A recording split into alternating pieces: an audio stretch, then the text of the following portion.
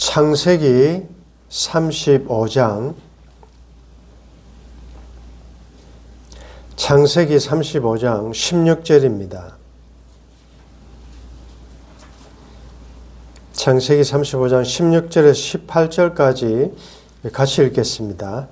그들이 베델에서 길을 떠나 에브랏에 이르기까지 얼마간 거리를 둔 곳에서 라헬이 해산하게 되어 심히 고생하여 그가 난산할 즈음에 산파가 그에게 이르되 두려워하지 말라. 지금 내가 또 덕남하느니라 하매 그가 죽게 되어 그의 혼이 떠나려 할 때에 아들의 이름을 베논이라 불렀으나 그의 아버지는 그를 베냐민이라 불렀더라. 아멘.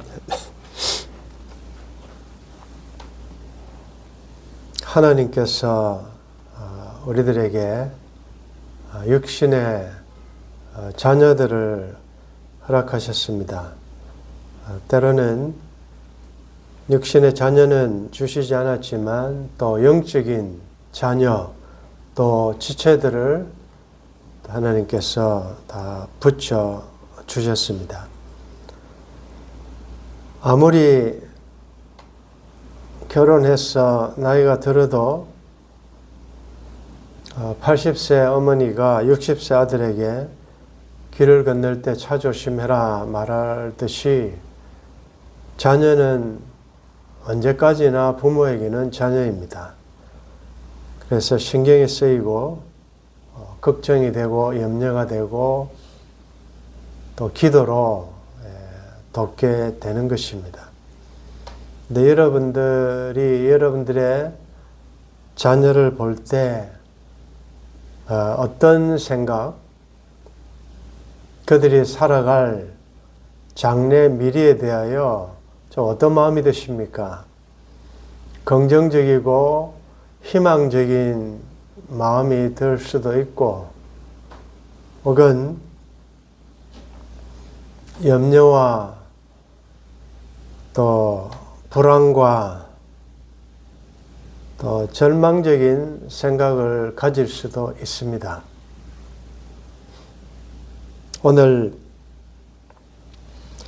본문에 보면 태어남과 떠나는 죽음이 교차하는 동시에 발생하는 사건이 기록되어 있습니다.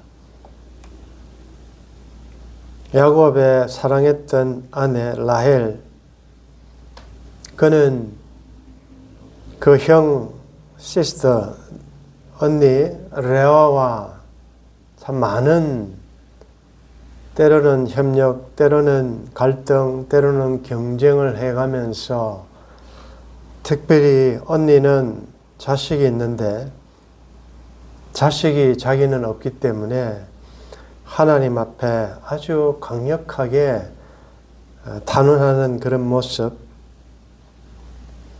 하나님께서 태를 여시고 요셉을 주시지요. 그리고 또 그는 요셉뿐 아니라 또 다른 아들을 그토록 기도해서 또 원했습니다. 근데 오늘 본문에 보면 드디어 요셉의 동생이 태어나는 그런 참 즐겁고 기쁜 순간입니다. 그런데 길을 가다가 노중에서 라헬이 해산하게 되어 심히 고생했다. 아기를 또 해산해 보신 또 잉태해 보신 그래서 아기를 낳으신 경험이 있는 우리 어머니들은 이런 상고를 한 번씩은 경험해 보셨을 겁니다. 그런데 이 라헬이 아기를 낳는 장면은 17절에 그가 난산할 즈음에 아주 이 아기를 낳기 위한 이 고통스러운 몸부림, 학자들은 왜 이렇게 라헬이 이 난산을 했을까라고 할 때 요셉을 낳고 한 16년, 7년이 지난 아마 라헬이 한 50대쯤이었을 것이다 라고 추정을 하면서 아기를 낳기에는 많은 나이에, 그리고 이 여행 중에, 노중에 이렇게 몸을 추스릴 수 있는 그런 어떤 형편이 되지 않다 보니까 그는 이 난산을 하게 됩니다. 그런데 산파가 두려워하지 말라, 아들이다, 덕남이다. 그가 그토록 원했던 그 아들이 지금 태어나는데, 안타깝게도 어머니는 산모는 난산으로 인하여 이제 죽어가게 됩니다. 죽게 되어 그의 혼이 떠나려 한다. 여러분들, 이 어머니의 마음이 어떻겠습니까? 기도 응답으로 다시 주시는 이 아들. 그러나 자기는 눈에 넣어도 아프지 않을 그 갓난아기를 뒤로 한 채 그는 죽어야 하는 그런 운명, 찢어지는 가슴, 엄마 없이 혼자 또 살아가야 될 그 아기의 운명, 이 죽어가는 순간에 수많은 생각이 스쳐가지 않겠습니까? 너무 고통스러워. 그래서 그는 유언처럼 아들의 이름을 짓습니다. 베노니라고 짓습니다. 그 밑에 각주에 보면 베노니는 슬픔의 아들이라, 고통의 아들이다. 충분히 그럴 수 있는 거죠. 어머니 없이 자라가야 될 그 미래를 생각해 보면 너무 고통스럽고 너무 슬프기에 베논이라고 이름을 짓습니다. 그런데 바로 그 순간에 동일한 상황에, 동일한 현장에서 사랑했던 그 아내 라헬을 얻기 위하여 오랜 세월을 헌신하고 섬겼던 그 아내가 떠나갈 때 야곱의 마음이 어떠했겠습니까? 그리고 그 아들을 낳으면서 떠나가니까 찢어지는 가슴 얼마나 괴롭겠습니까? 그리고 그 아내가 유언처럼 베논이라고 했다면 그건 그대로 또 동의하고 그 어머니가 지어준 이름이기 때문에 더더욱이나 유산처럼 그렇게 그 이름을 간직해야 했음에도 불구하고 갑자기 야곱은 이름을 바꿉니다. 아내는 그렇게 불렀지만 야곱은, 아버지는 그를 베냐민이라고 합니다. 베냐민은 그 각주에 보면 오른손의 아들이라는 뜻입니다. 유대인들에게, 히브리인들에게 있어서 오른손은 능력, 또 권세, 또 축복, 이런 뜻 아닙니까? 하나님의 오른손, 오른팔, 주의 팔이 오른손, 능력적이다.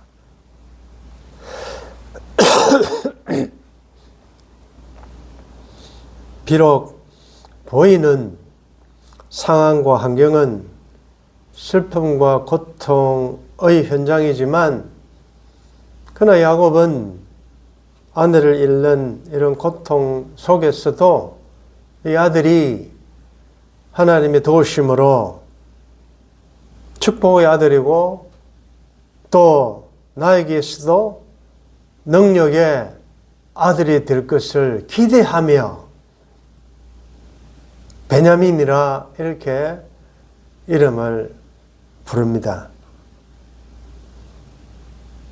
우리가 뒤에 역사를 보면 그 당시 상황으로만 보면 참 베냐민의 미래와 앞길은 절망적일 수밖에 없지만 베냐민이 있으므로 이스라엘 나라의 기초속 근간을 세우는 야곱의 12아들이 완성이 됩니다. 베냐민이 없었더라면 12아들이 되지 않죠. 성경에서 10이라는 숫자가 구약의 12지파, 신약의 12사도, 그래서 24라는 하나님 나라를 완성하는 그 한 부분을 담당하게 되고 이스라엘 역사의 초대 왕도 이 베냐민 지파고 우리가 아는 신약에서 27권 가운데 절반 이상을 쓴 바울도 베냐민 지파입니다. 그의 태어남은 절망적이고 미래가 보이지 않았지만 하나님의 도우심으로 그는 축복의 아들, 능력의 아들, 귀 쓰임을 받는 그런 존재가 되었다는 것입니다. 오늘 이 말씀을 우리들에게 한번 적용해 볼 때 우리는 너무 쉽게, 너무 자주 베냐민이라는 좋은 의미를 담고 있는 이름이 있음에도 불구하고 우리의 관점과 우리의 견해와 우리의 시각은 너무나도 보이는 현실, 환경에만 주목하다 보니 하나님의 형상 닮고 무슨 뜻이 계셔서 이 땅에 보내신, 그리고 우리 육신의 자녀들은 나의 소유가 아니지 않습니까? 하나님이 맡겨주신 우리는 위탁 교육자들이라고요. 다 하나님의 소유라고요. 그런 의미에서는 다 베냐민들이라고요. 오른손의 아들들이고 내가 보기 어떠하든지, 그럼에도 불구하고 우리는 또 하나님 맡겨주신 아들, 딸들에 대하여 너는 베논이다 라는 말을 너무 자주 하므로 그 자녀 자체도 자긍심이 없고 나는 베논이다. 여러분들 그 이름을 계속 가지고 있더라면 다른 사람이 그렇게 부르고 내가 그렇게 부를 때 나는 태어나지 않았으면 좋을 뻔했다. 내 때문에 엄마가 죽었다. 나는 고통과 슬픔의 아들이다. 그런 생각 안 했겠습니까? 그래서 야곱은 자기 아들이 그런 고통의 슬픔의 낙인을 가지고 살지 않도록 바로 그냥 베냐민으로 부르는 것입니다. 그리고 자기도 사랑하는 아내를 잃은 그 절망과 고통 속에서 빨리 헤어나기를 바라는 마음으로 또 베냐민이라고 불렀을 것입니다. 그리고 길을 여시고 역전시키시고 얼마든지 합력하여 선을 이루시고 악을 선으로 바꾸실 수 있는 그 환경을 섭리하시는 하나님을 믿었기 때문에 그런 베냐민이라고 선언할 수 있었지요.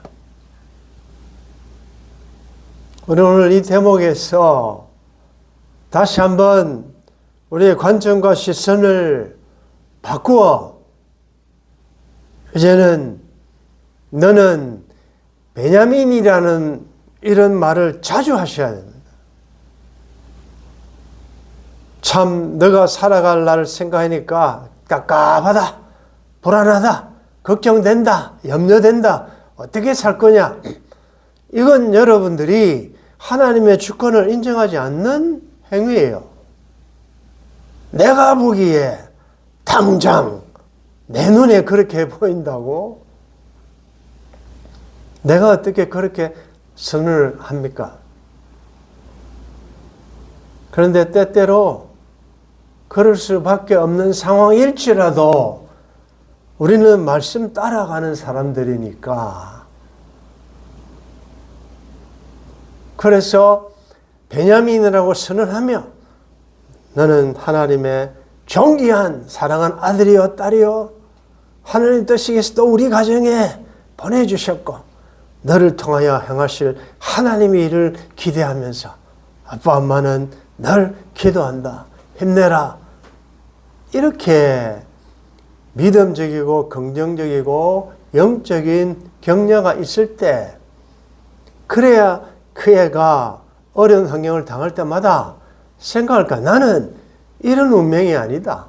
나는 이렇게 절망할 자가 아니다. 내가 이런 것 때문에 넘어져서 좌절할 자가 아니다. 나는 하나님의 능력의 오른손의 아들 아니냐, 딸 아니냐. 그렇게 되는 것이죠. 이것은 우리의 자녀들뿐만 아니라 우리 삶의 현실도 마찬가지예요. 여러분들 지금 여러분들이 하나님이 사랑하시는 삶의 현실을 어떤 눈으로 봅니까? 왜 베노니의 현실로만 봅니까? 내가 당하는 이 형편은 너무나도 고통스럽고 슬픔이고 절망이고 좌절이고 그렇게 보인다 하더라도 하나님은 얼마든지 우리는 할 수 없지만 하나님은 하시고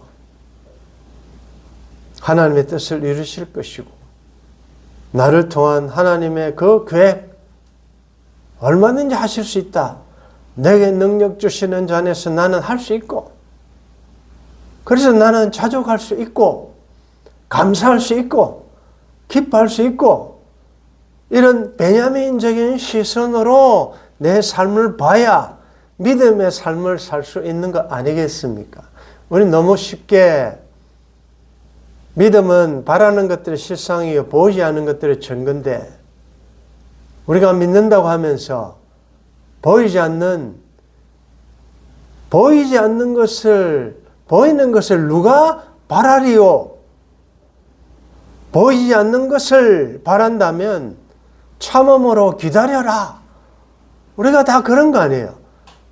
나타나지 않았지만 내 손에 잡히지 않았지만 내 귀에 안 들리지만 하나님의 역사를 믿기 때문에 이 눈에 보기에는 어떠하든지 믿음만을 굳게 잡고 말씀 위에 굳게 서서 십자가 단단히 붙잡고 항상 좁은 길을 걸어도 우리가 기뻐할 수 있는 것은 주의 영이 보혜사 성령께서도 함께 하시기 때문에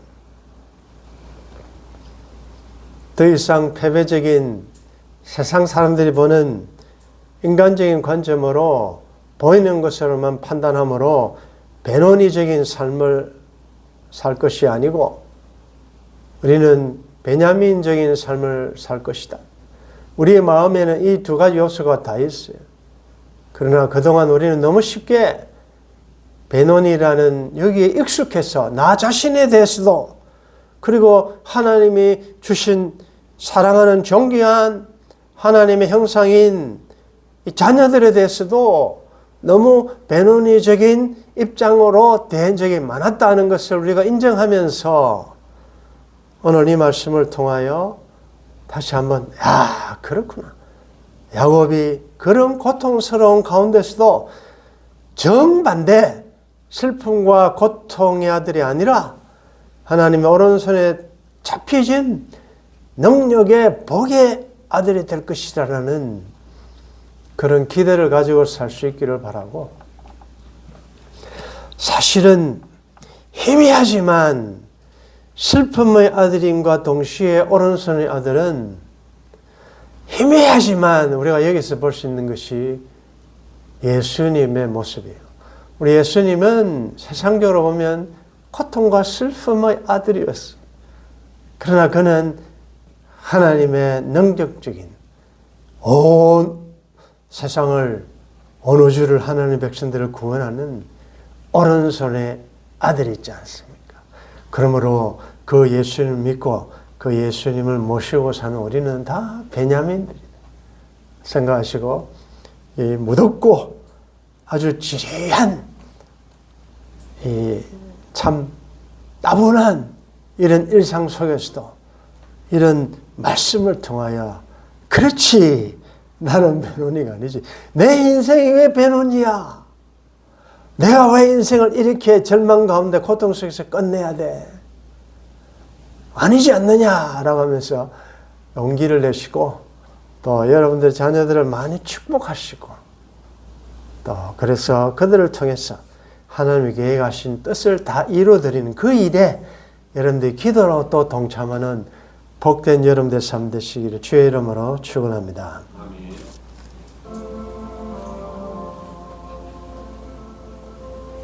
베노니와 베냐민, 비슷하지만 너무나도 다른, 하나님, 나도 베노니적인 삶을 살았고 그렇기 때문에 나와 관련된 자들에 대하여 너무나 쉽게 베노니적인 언행을 많이 했음을 고백합니다. 믿음의 삶을 살아가기에 이제 우리의 시선이, 우리의 관점이 변하게 도와주시고 얼마나 놀라운 능력적인 하나님의 손에 붙들려 있으면서도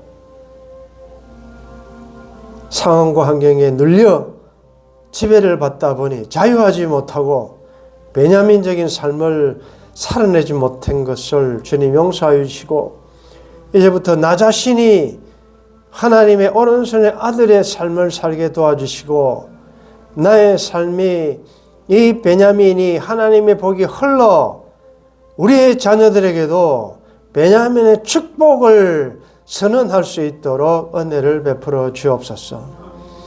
하나님, 지금 나의 생편이 베노니적인 너무나도 고통과 좌절과 절망과 희망이 보이지 않는 삶일지라도, 전후 사방이 다 막힐지라도 하늘은 열려 있음을 생각하며 땅의 것을 생각하지 않고 그리스도와 함께 다시 살리심을 받은 자로서 위의 것을 생각하며 위의 것을 찾으며 절망 가운데서 희망을, 소망을, 예수 그리스도를 붙들고 당당하게 우리의 남은 광야 여정도 승리하며 찬양하며 살아갈 수 있도록 도와주옵소서. 주 예수님의 이름으로 기도드리옵나이다. 아멘.